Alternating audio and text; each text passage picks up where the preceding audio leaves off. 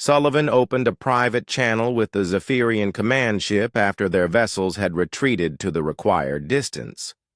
Morrison listened in stunned silence as the commander, who had appeared from nowhere, began to explain the reality behind humanity's peaceful diplomatic mission. "High Arbitrator Velthara, you seem confused about the nature of our species," Sullivan said calmly. "Let me provide some clarification." Velthara's image on screen showed an alien leader who had completely lost his earlier arrogance. The musical tones in his voice carried new harmonics of uncertainty and fear. "Commander Sullivan, we came here seeking peaceful contact with your civilization," Velthara said carefully. "We had no hostile intentions toward humanity." "Of course you didn't," Sullivan agreed. "Peaceful contact is always preferable.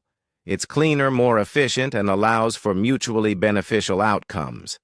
That's why we always begin with diplomacy." "Then, why do you threaten us with military force?"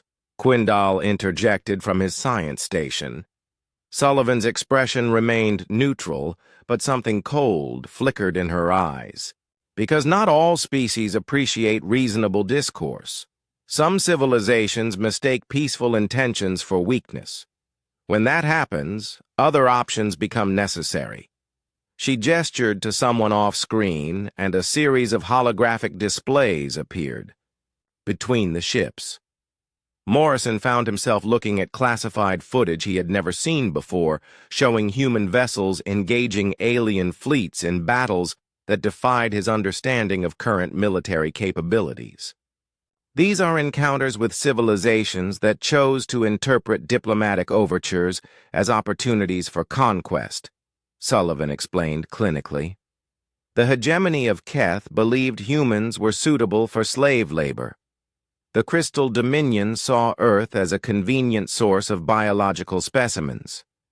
The Machine Collective calculated that human colonies would provide useful raw materials. The footage showed human ships that looked like evolved versions of the Retribution engaging in combat with alien fleets that dwarfed them in size." Morrison watched in fascination and horror as small human vessels tore through formations of massive alien dreadnoughts using weapons that seemed to bend the laws of physics. "Where were these battles fought?" Velthara asked quietly. "In systems that are now uninhabited," Sullivan replied. "We prefer to avoid collateral damage when possible, but some species require complete elimination to ensure they cannot threaten other civilizations." Zekthor studied the tactical displays with professional interest, despite his fear. "Your vessels use technology far beyond what we observed during our surveillance of human space. The technology you observed was what we allow other species to see," Sullivan said. "Diplomatic missions use standardized equipment that provides an accurate representation of baseline human capabilities. Military operations require different tools." Morrison realized with growing shock that everything he thought he knew about Earth's space program was incomplete. The ships he served on the weapons they carried, the very limits of human technology, were apparently just the public face of a far more advanced civilization. "How long has humanity possessed these capabilities?" Quindal asked, examining technical specifications that made his science training feel primitive. "Long enough to understand that strength must be demonstrated rather than declared," Sullivan answered. "Your species spent 3 days cataloging what you believed were human limitations while dismissing our achievements as worthless. That evaluation process works both ways." She activated another display showing detailed intelligence files on Zephyrian technology, military capabilities, and strategic weaknesses. Morrison could see that human observers had been studying the alien civilization just as thoroughly as the Zephyrians had been studying humanity. "We know the composition of your hull alloys, the frequencies of your shield generators, and the power requirements of your faster-than-light drives," Sullivan continued. We know your population centers your manufacturing capabilities and your military doctrine. We even know the psychological profiles of your leadership caste. Velthera stared at the displayed information in growing horror. You have been spying on our civilization. We have been preparing for all possible outcomes of first contact, Sullivan corrected. Diplomacy requires trust, but trust requires verification. Hope for the best, prepare for the worst. Morrison found his voice. Commander, how many species has humanity encountered through diplomatic missions? 47 successful negotiations resulting in peaceful trade relationships and mutual defense agreements, Sullivan reported. 11 species that chose military confrontation after diplomatic overtures were rejected or ignored. 6 species that were determined to pose existential threats to galactic civilization and were eliminated. The numbers hung in space between the ships like physical objects. Morrison tried to process the idea that humanity had been conducting interstellar relations for years while maintaining the fiction that Earth was an isolated world, making its first tentative steps into space. The diplomatic corps represents humanity's genuine desire for peaceful coexistence, Sullivan explained. Captain Morrison and his team are not actors playing roles. They sincerely hope to establish friendly relations with your people. That sincerity is valuable because it cannot be faked. Carter's voice came over the communicator from the Harmony. Commander, are you saying our entire mission was a test? Your mission was an opportunity, Sullivan replied. An opportunity for the Zeph. The UEV retribution dropped out of hyperspace with a flash of twisted light that made reality itself seem to bend. Morrison had seen hundreds of ships exit hyperspace, but never like this. The vessel emerged trailing what looked like fragments of broken space that slowly dissolved into normal starlight. On his tactical display, Morrison watched the alien readings change dramatically. The sleek, elegant lines of Zephyrian vessels suddenly seemed fragile compared to the angular brutality of the human warship. The retribution looked like it had been built for one purpose only, and that purpose was destruction. Sir the Zephyrian. Vessels are powering up their defensive systems, Garcia reported nervously. Morrison nodded, but said nothing. He was staring at the technical readouts from the retribution, trying to understand what he was seeing. The ship's power output alone exceeded anything in Earth's documented fleet specifications. Commander Sullivan's face reappeared on the main screen. Behind her, Morrison could see crew members working at consoles that displayed information in colors and patterns he had never seen before. The technology looked human, but felt alien in ways he could not define. Captain Morrison, your diplomatic team will return to your vessel immediately, Sullivan said in the same emotionless tone. Zephyrian vessels will withdraw to minimum safe distance or face immediate consequences. Commander, what authority do you have to terminate diplomatic negotiations? Morrison asked. Sullivan's eyes fixed on his with an intensity that made him uncomfortable. The authority of a species that has learned when diplomacy ends and other options begin. The transmission cut off, but not before Morrison glimpsed something behind Sullivan that made his blood freeze. Through an open doorway, he saw what appeared to be a weapons control center where officers monitored displays showing targeting information for the Zephyrian ships. Sir, the retribution is hailing the Zephyrian vessels directly, Brooks reported. Morrison's screen split to show both the human and alien communications. Sullivan appeared calm and professional, while Velthara looked visibly shaken for the first time since negotiations began. Zephyrian vessels, "This is Commander Sullivan of the United Earth Defense Force," Sullivan announced. "You have 30 minutes to withdraw to a distance of 1,000,000 kilometers from this position." Velthara's musical voice carried new harmonics of confusion and concern. "Commander Sullivan, we are engaged in peaceful diplomatic negotiations with your government representatives." "Diplomatic negotiations have concluded," Sullivan replied without emotion. "Your presence is no longer required or desired. On the Zephyrian, Command Ship Zekthor was studying his sensor readings with growing alarm. The human vessel's weapon systems were unlike anything in their databases. Energy signatures suggested technology that should not exist according to their understanding of human capabilities. "High Arbitrator," Zekthor reported privately, "this vessel carries armaments that could pose a significant threat to our ships." Quindal nodded grimly from his science station. "The power core alone generates more energy than our entire fleet combined. How is this possible from such a primitive species?" Velthara studied the tactical display, trying to reconcile what he was seeing with everything he thought he knew about humanity. The diplomatic vessel had been exactly what they expected from a newly spacefaring civilization. This warship was something else entirely. "Perhaps we have been observing an incomplete sample of human civilization," Velthara admitted quietly. On the Retribution, Sullivan was reviewing status reports from her weapons officers.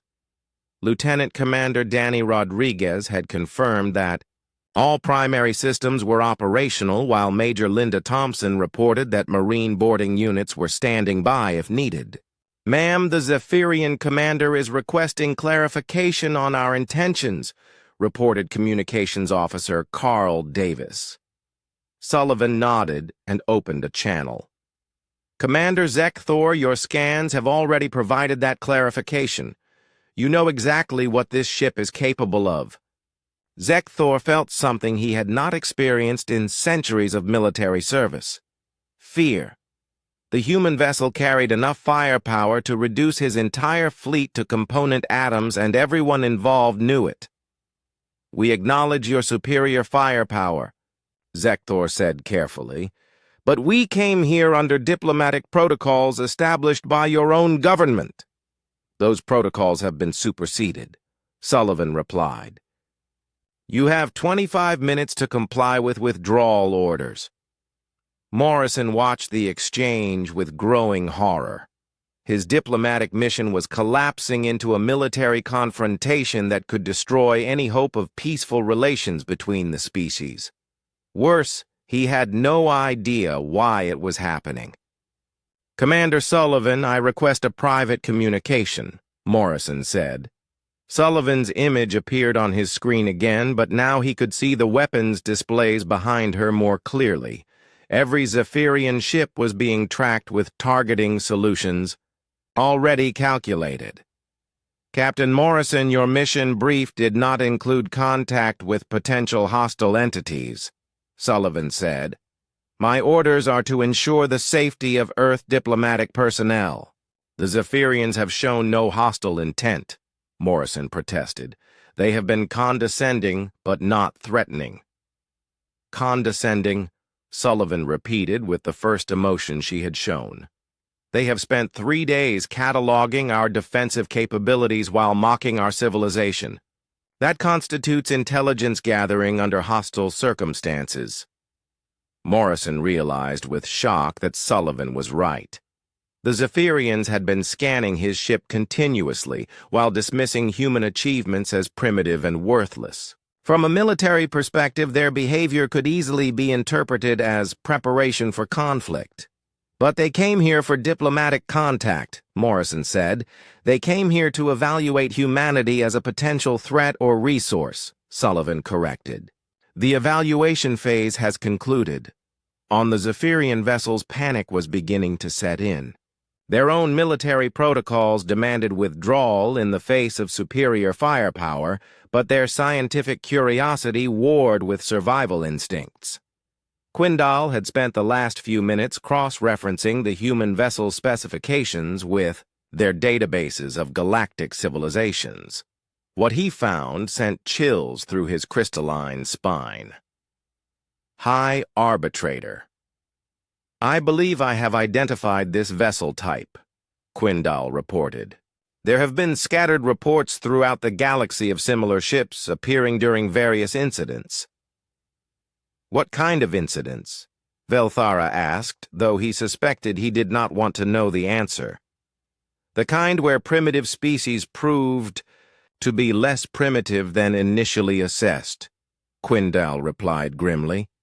The survivors usually spoke of human vessels that seemed to appear from nowhere when diplomatic missions went badly. Zekthor accessed his own military intelligence files and found references that made his blood freeze. Brief mentions in classified reports of unexplained ship movements in sectors where first contact situations had occurred. Always the same pattern: peaceful human diplomats followed by mysterious warships that defied conventional understanding. They have been preparing for this, Zekthor realized aloud. While we laughed at their primitive customs, they were evaluating us just as carefully as we evaluated them. Sullivan's voice crackled across all channels simultaneously. 15 minutes remaining. Zephyrian vessels will begin immediate withdrawal or face engagement. Morrison watched helplessly as his diplomatic mission transformed into humanity's first interstellar military confrontation.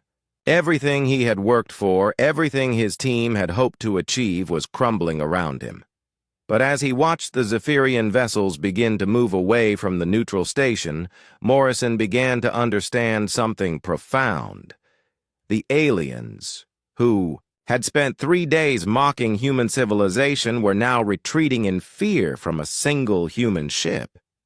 Maybe he thought grimly humanity had earned their respect after all. The third day began like the others, with the human delegation preparing their materials and the Zephyrians settling in for another session of diplomatic entertainment. Morrison had barely slept the previous night, wondering if there was any way to earn genuine respect from these advanced beings who saw humans as barely evolved animals. Carter had prepared new presentations focusing on human potential rather than achievements.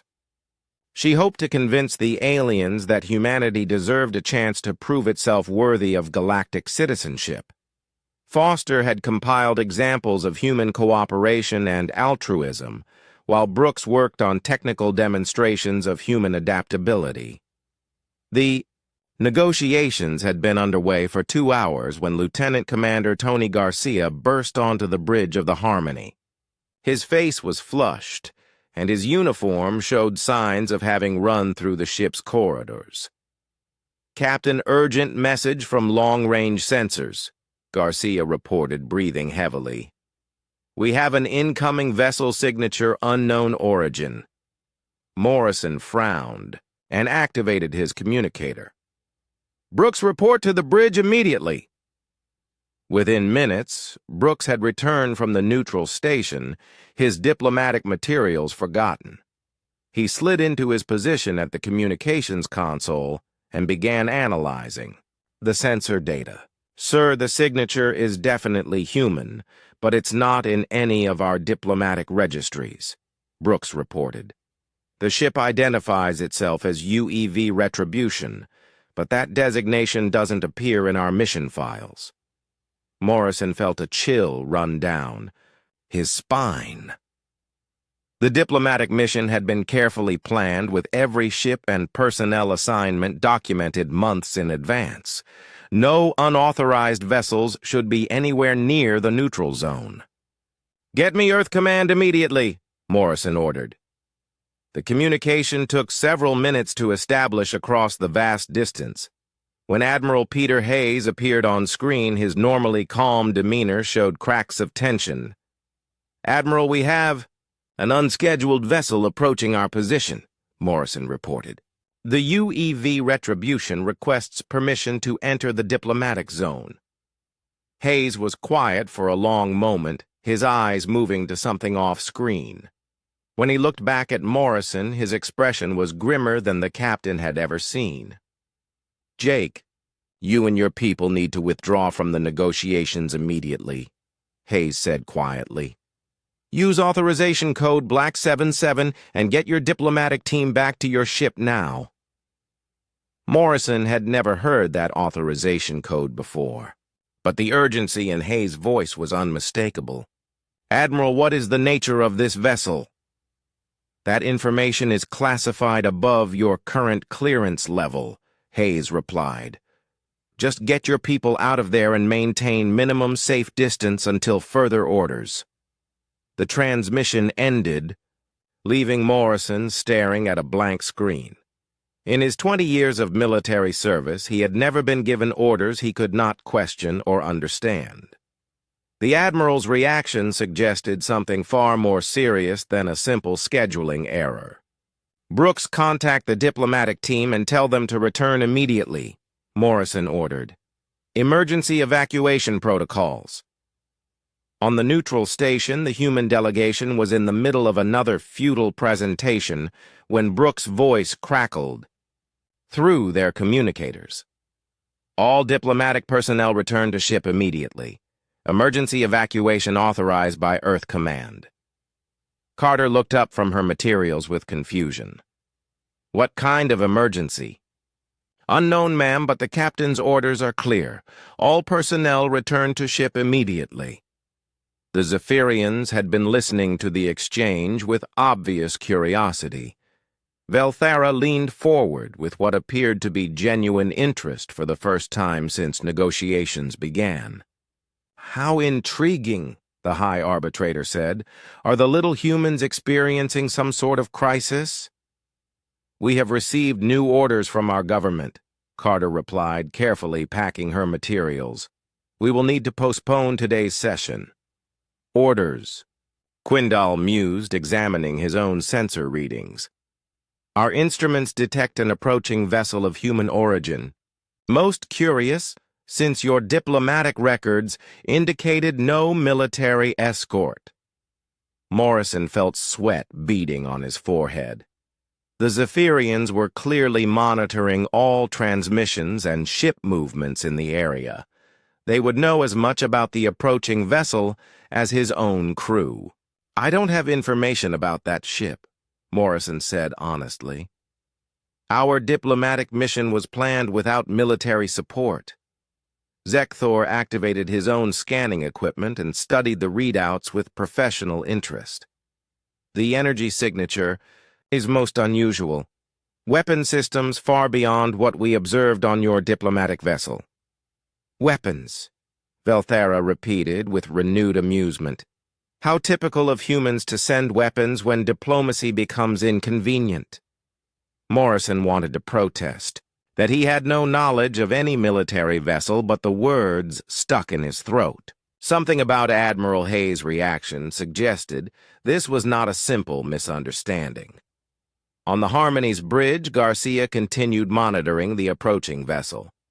"Sir, the Retribution is definitely human construction, but the design doesn't match any class in our databases.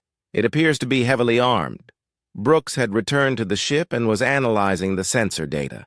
"The weapon signatures are reading as classified technology, sir. The computer won't even display the energy output levels." Morrison stared at the tactical display, trying to understand what was happening. A mysterious human warship was approaching, carrying weapons technology he had never heard of. While Earth Command issued orders he was not authorized to question. "Sir, incoming transmission from the Retribution," Brooks reported. "Put it through." The main screen flickered, showing the bridge of the approaching vessel. A woman in a black uniform sat in the command chair, her face showing neither emotion nor expression. Behind her, Morrison could see crew members working at stations that looked nothing like standard Earth military equipment.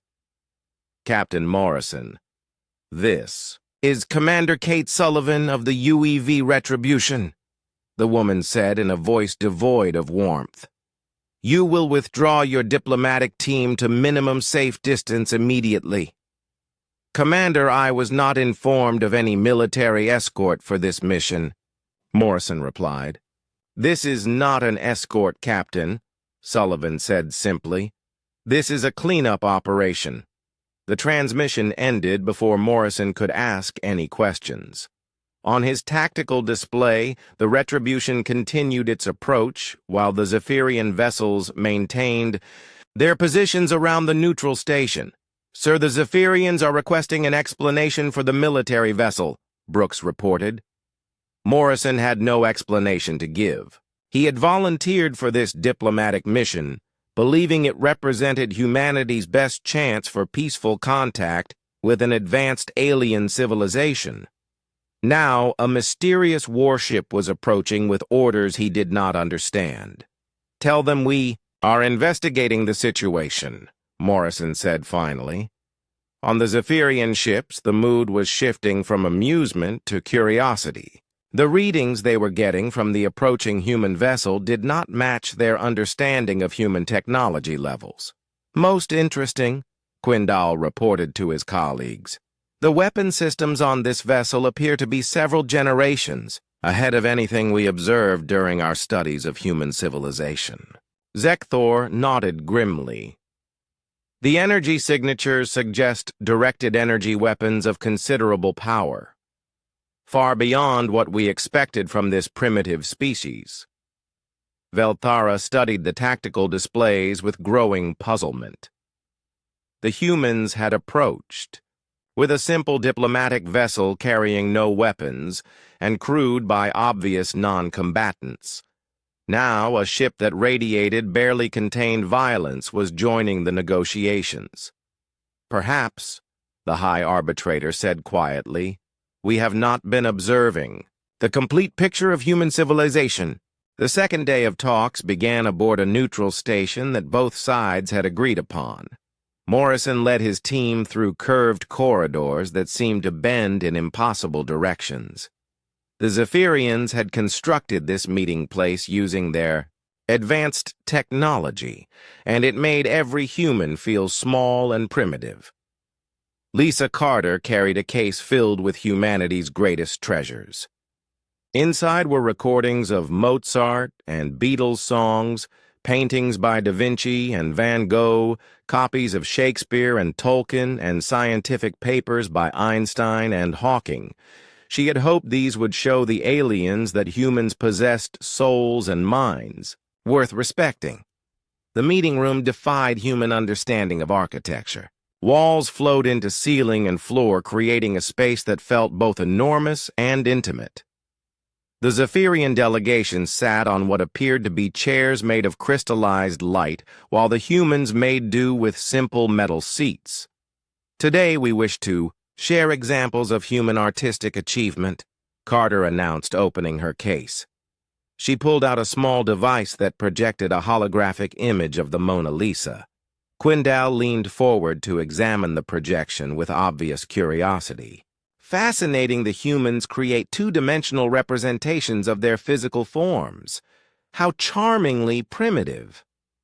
This painting is considered one of our greatest masterpieces, Carter explained. It demonstrates our ability to capture not just physical appearance, but emotional depth. Emotional depth, repeated Velthara with musical laughter. The creature believes dabbing colored liquids on flat surfaces conveys meaning. Amy Foster activated another projector that filled the room with Beethoven's Ninth Symphony. The soaring music echoed through the strange architecture, but the Zephyrians listened with expressions of polite boredom. Your noise patterns follow. Predictable mathematical sequences, Zekthor observed. Quite simple, really, though we suppose it serves your limited sensory apparatus adequately. Morrison watched Foster's face fall. She had spent years studying human music theory and its emotional impact. To hear it dismissed as simple noise cut deeply. Ryan Brooks tried next, pulling up recordings of human literature. These are stories, that have inspired our people for generations. They explore themes of heroism, love, sacrifice, and the human condition. The human condition, Quindal mused. Yes, we have observed this phenomenon. Your species seems unable to exist without creating elaborate fictional narratives to explain your own existence. Stories help us understand ourselves and our place in the universe, Foster said, defending her life's work. They connect us to shared experiences and values. How quaint, Velthara replied. Advanced civilizations do not require such primitive comfort mechanisms. We experience reality directly without need for fictional interpretations. Carter tried a different approach, pulling up scientific papers. These represent our greatest intellectual achievements, our understanding of physics, chemistry, and biology. The Zephyrian science advisor examined the documents with what appeared to be genuine interest before bursting into laughter. Oh, this is delightful. They still believe space and time are separate phenomena. Our scientists have made remarkable progress in understanding the universe, Morrison said defensively. Remarkable for cave dwellers, perhaps, Zekthor commented. We mastered unified field theory before your species discovered fire. Your quantum mechanics are particularly amusing with all those unnecessary equations. Brooks pulled up star charts showing human expansion through local space. We have established colonies on dozens of worlds and trade networks spanning multiple star systems. Trade networks, Velthara repeated with obvious amusement. You mean those crude chemical rockets that take decades to travel between nearby stars? How industrious. We are proud of what we have accomplished, Morrison said, his patience wearing thin. Of course you are, Quindal replied condescendingly. A child is proud of its first steps, even though adults find them clumsy and inefficient. Foster tried once more, bringing up examples of human philosophy and ethics. These works explore questions of right and wrong, the nature of existence, and how we should treat each other. Treat each other, Zekthor said with particular amusement. This from a species that has spent its entire history killing each other, over resources, territory, and imaginary concepts. The military commander activated a holographic display showing scenes from human history. Battles raged across the projection as armies clashed with increasingly deadly weapons. Cities burned under nuclear fire while soldiers marched through muddy trenches. Your species excels at destruction, Zekthor continued. We have recorded over 3,000 major conflicts in your brief recorded history. Most impressive for such a primitive civilization. Carter tried to respond, but Zekthor was not finished. The display shifted to show more recent conflicts, with detailed analysis of human military tactics and weapons technology. We particularly enjoyed your 20th century performances, the military commander said. 2 global wars followed by decades of smaller conflicts. Such creativity in finding new ways to kill each other. We have learned from our mistakes, Morrison said firmly. That is why we approach you peacefully. Peacefully, yes, Velthara agreed with musical laughter. After exhausting yourselves with internal warfare, you now seek external targets. How predictable. That is not true, Foster protested. We genuinely want peaceful relations with other species. Of course you do, little one, Quindal replied. Until you discover something you want that belongs to someone else. Then your peaceful nature tends to vanish rather quickly. Brooks tried to explain human diplomatic history, but every example he gave was met with more mockery. The United Nations was dismissed as a talking club, the various peace treaties as temporary conveniences between periods of violence. Your diplomacy consists mainly of threats and bribes, Zekthor observed. Submit to our demands or we will attack you. Agree to our terms and we will give you resources you want. Hardly sophisticated, Carter pulled up records of humanitarian aid and disaster relief efforts. Humans help each other during times of crisis. We share resources with those in need, even when we gain nothing in return. How touching, Velthara said without any warmth.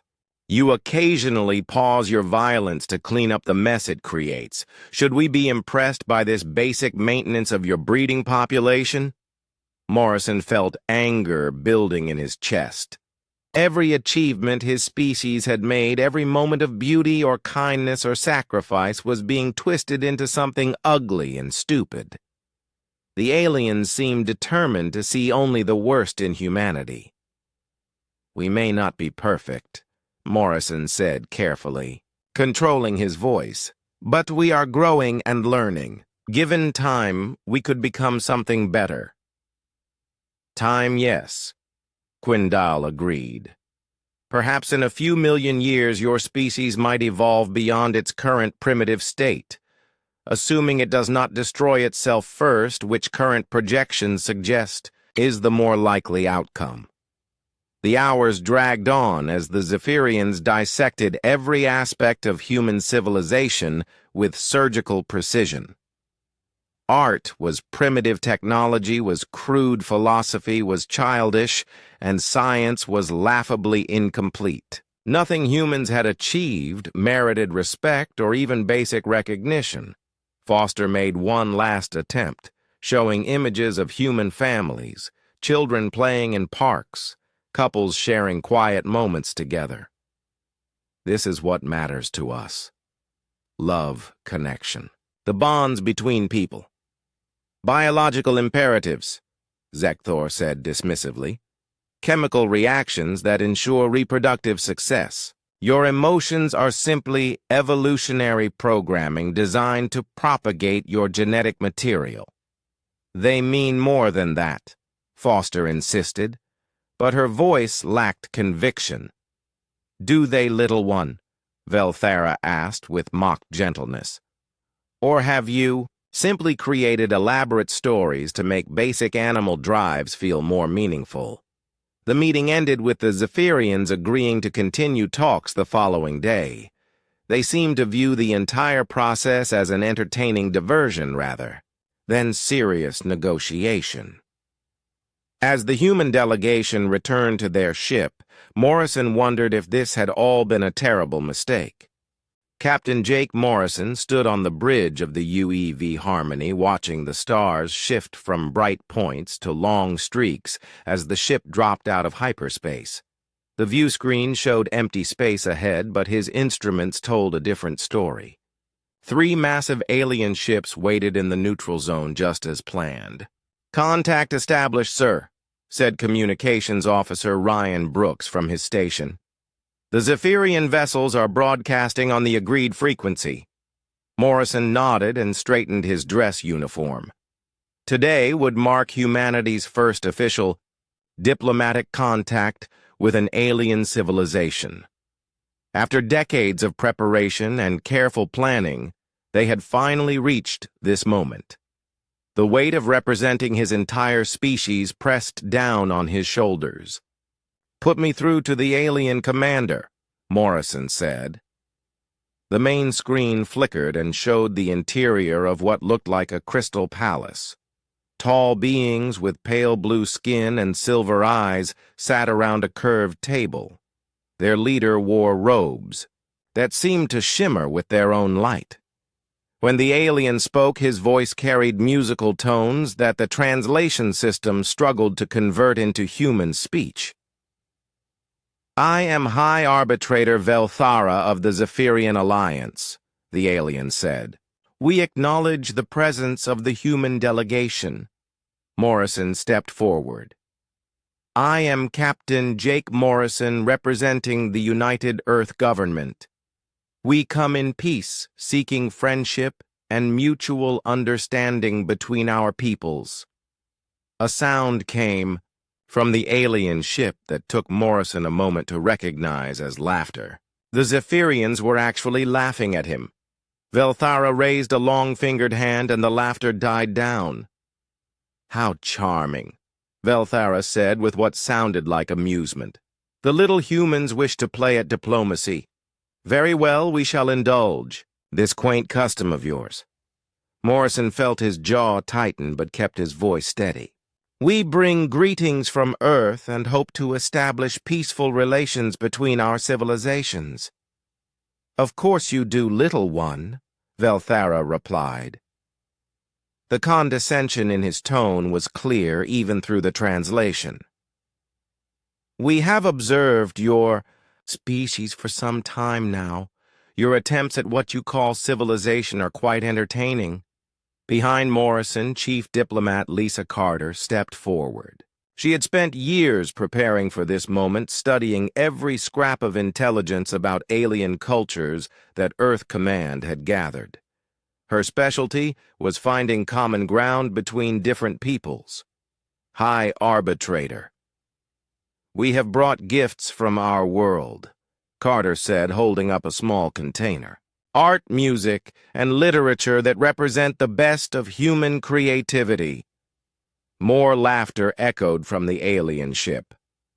One of the other Zephyrians leaned forward to examine the container through the video link. This one wore what appeared to be military insignia. "Military Commander Zekthor finds your offerings amusing," Velthara explained. "You offer us primitive scribbles and noise patterns as if they hold some value." Cultural analyst Amy Foster moved to Carter's side. She had dedicated her life to understanding how different societies expressed meaning through symbols and rituals. Her research suggested that gift-giving was a universal diplomatic practice. "These items represent our highest achievements," Foster said carefully. "They show how humanity expresses beauty, truth, and emotion." "Beauty, truth, emotion," repeated a third alien who wore robes covered in complex geometric patterns. "Science advisor Quindal notes that your concepts lack the dimensional depth found in truly advanced civilizations." Morrison watched his diplomatic team struggle with the aliens' dismissive attitude.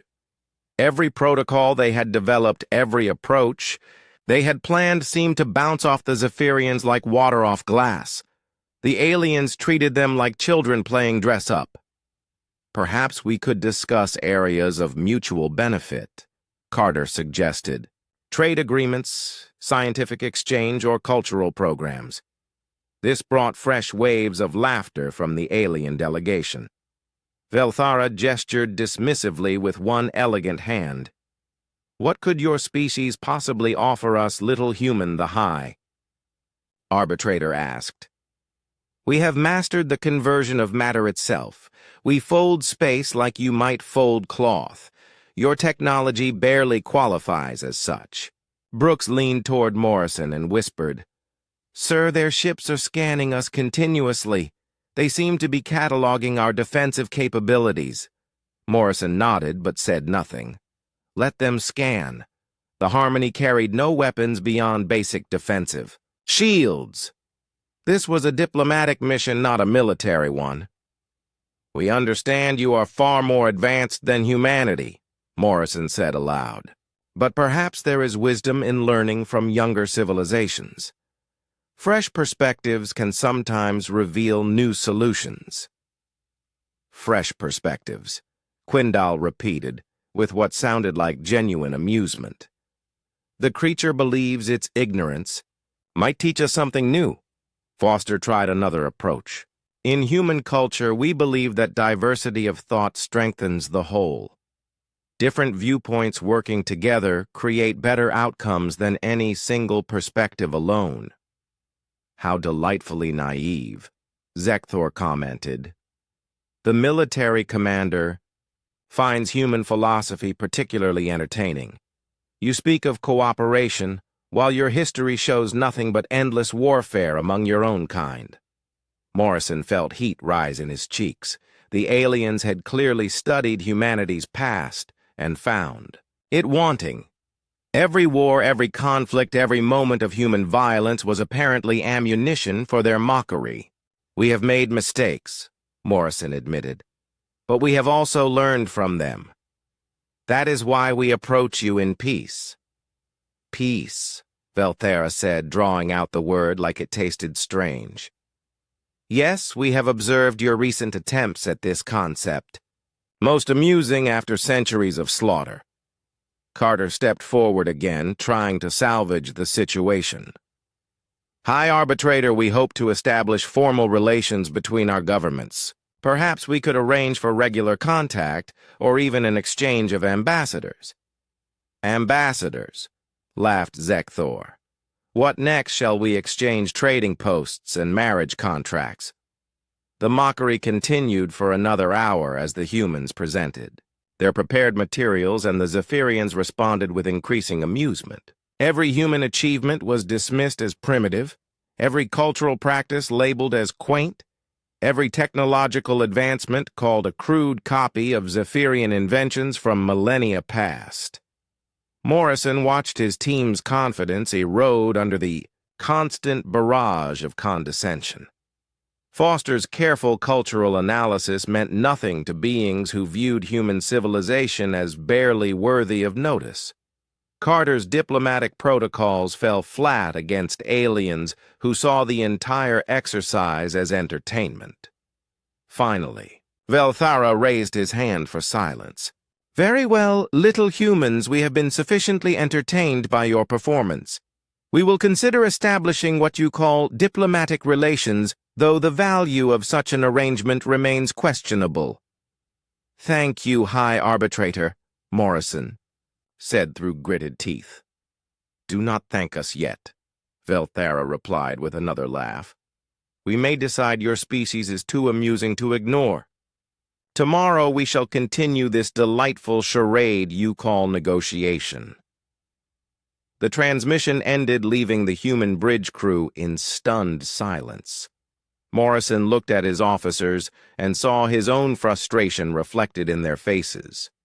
This was not how first contact was supposed to go.